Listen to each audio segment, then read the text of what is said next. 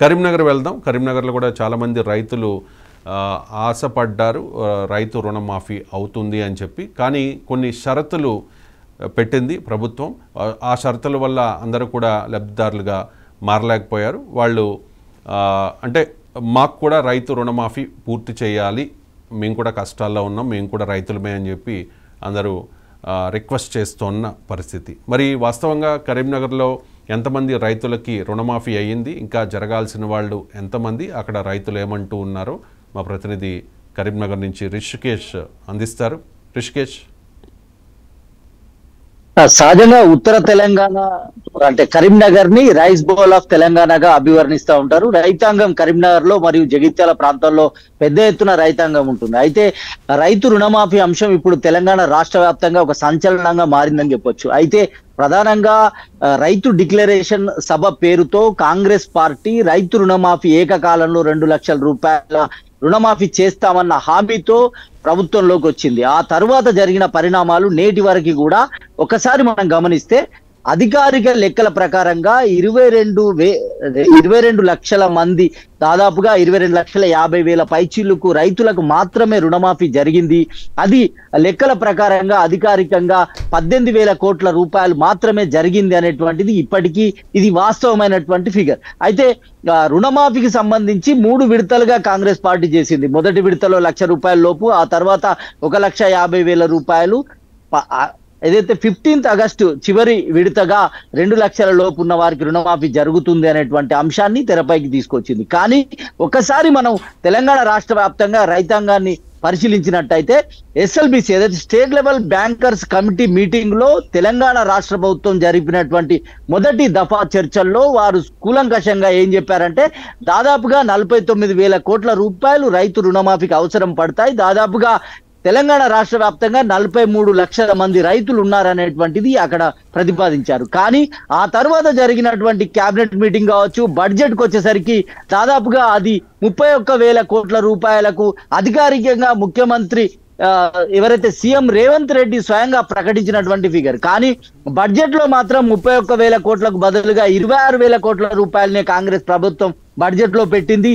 తీరా 3 దఫాలుగా జరిగినటువంటి రుణమాఫీలో మనం గమనించినట్టయితే కేవలం 18,000 కోట్ల రూపాయలు, దాదాపుగా 17,993 కోట్ల రూపాయల రుణమాఫీ మాత్రమే జరిగింది. ఇందులో 23 లక్షలు, సుమారుగా 23 లక్షల మంది రైతులకు న్యాయం జరిగింది.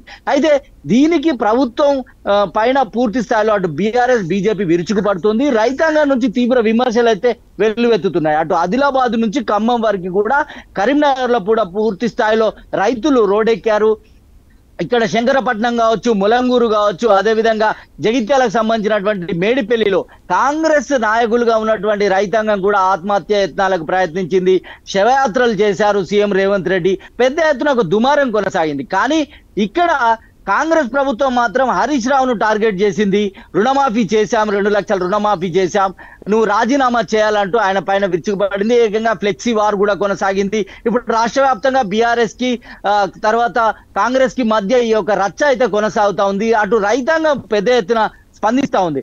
టెక్నికల్ గా మనం కొన్ని అంశాలు చూసినట్టయితే 2 లక్షల పైన రుణం తీసుకున్నటువంటి రైతులకు ఆ రుణమే దాదాపు ఒక రైతు 3 లక్షల రూపాయల రుణం తీసుకుంటే రూపాయలు ఆయన డిపాజిట్ చేస్తే 2 లక్షలు మేము డిపాజిట్ చేస్తాం అనేటువంటి అంశాన్ని వ్యవసాయ శాఖ మంత్రి తుమ్మల నాగేశ్వరరావు చెప్పడంతో ఈ యొక్క దుమారం ఇంకా పెచ్చుమీరింది. పూర్తి స్థాయిలో రైతాంగం నుంచి నిరసన వ్యక్తం అవుతోంది. అయితే మీరు చేయాల్సిన రుణమాఫీ అయితే చేయాలి. అంటే ఒక కుటుంబంలో తండ్రితో పాటుగా 2-3 కొడుకులు ఉంటే వారికి కూడా, భార్య కూడా పొలాలు, పాస్బుక్లు అనేటువంటివి ఉంటాయి. కానీ కాంగ్రెస్ ప్రభుత్వం తీసుకున్న నిర్ణయాలు మనం పరిశీలిస్తే ఒక కుటుంబంగా మాత్రమే కన్సిడర్ చేసినట్టుగా తెలుస్తోంది. అంటే దీంతో పాటుగా రేషన్ కార్డు, ఆహార భద్రత కార్డు ఉన్న వారికి మాత్రమే రుణమాఫీ చేశారు. ఇలా 3 టెక్నికల్ అంశాల కారణంగా చాలా మంది ఫిల్టర్ అయిపోయారు. ఇంకా 43 లక్షల మంది, అంటే దాదాపు 23 లక్షల మంది రైతాంగానికి రుణమాఫీ జరగాల్సి ఉంది. ఇంకా దాదాపుగా 30,000 కోట్లకు పైగా రుణమాఫీ జరగాల్సి ఉంది అనేటువంటిది ఇక్కడ బీఆర్ఎస్ వాదన, రైతాంగం నుంచి వస్తున్నటువంటి నిరసన. అయితే తాజాగా కేంద్ర మంత్రి ఎవరైతే బండి సంజయ్ కుమార్ కొద్దిసేపటి క్రితం మాట్లాడారు కరీంనగర్ లో, దీనిపైన శ్వేతపత్రం విడుదల చేయాలి కాంగ్రెస్ ప్రభుత్వం. ఎంతమందికి ఏ ప్రాతిపదికన రుణమాఫీ చేసింది అనే అంశం పైన క్లారిటీ ఇవ్వాలి. ఒకవేళ సజావుగా రుణమాఫీ జరిగినట్టయితే రైతులు ఎందుకు రోడ్డెక్కుతారు? బీజేపీ రైతుల పాలిట ఏదైతే మద్దతుగా నిలుస్తుంది, పోరాటం చేస్తుంది అనేటువంటి ఒక ప్రకటన చేశారు. రేపు మంగళవారం రాష్ట్ర వ్యాప్తంగా కూడా నిరసనలకు పిలిపించింది. ఇప్పటికే కాంగ్రెస్ పార్టీ పైన బీఆర్ఎస్ పార్టీ విరుచుకుపడుతోంది. క్షేత్రస్థాయిలో ఎక్కడ ప్రతి ఇంటింటికి వెళ్ళి ప్రతి రైతాంగం యొక్క గడప తటుతాం, ఎవరికి రుణమాఫీ ఎందుకు జరగలేదనే అంశాన్ని తీసుకొని ప్రభుత్వానికి వివరిస్తాం. ఆ తర్వాత ప్రభుత్వం మారకపోతే పోరాటం చేసి ప్రభుత్వం యొక్క మెడల్ వంచుతామని బీఆర్ఎస్ హరీష్ రావు అదేవిధంగా వర్కింగ్ ప్రెసిడెంట్ కేటీఆర్ చెప్తున్నారు. బీఆర్ఎస్ బీజేపీలో చేస్తున్న పోరాటంలో కాంగ్రెస్ ఎట్లా ఎదుర్కోబోతోంది, రైతాంగం ఉన్నటువంటి సమస్యను ఏ రకంగా పరిష్కరించబోతోంది అనే పెద్ద పొలిటికల్ ఇష్యూ అయింది. రిషికేష్ చాలా పెద్ద పొలిటికల్ ఇష్యూ అయింది. సో మూడు పార్టీలు కూడా ఒకరి మీద ఒకరు ఆరోపణలు చేసుకుంటూ ఉన్న పరిస్థితి. వరుసగా కాంగ్రెస్ని టార్గెట్ చేస్తూ ఉన్నాయి ఈ ఇష్యూలో బీఆర్ఎస్ అండ్ బీజేపీ కూడా. చూద్దాం మరి ఏం జరగబోతోంది అనే దాన్ని.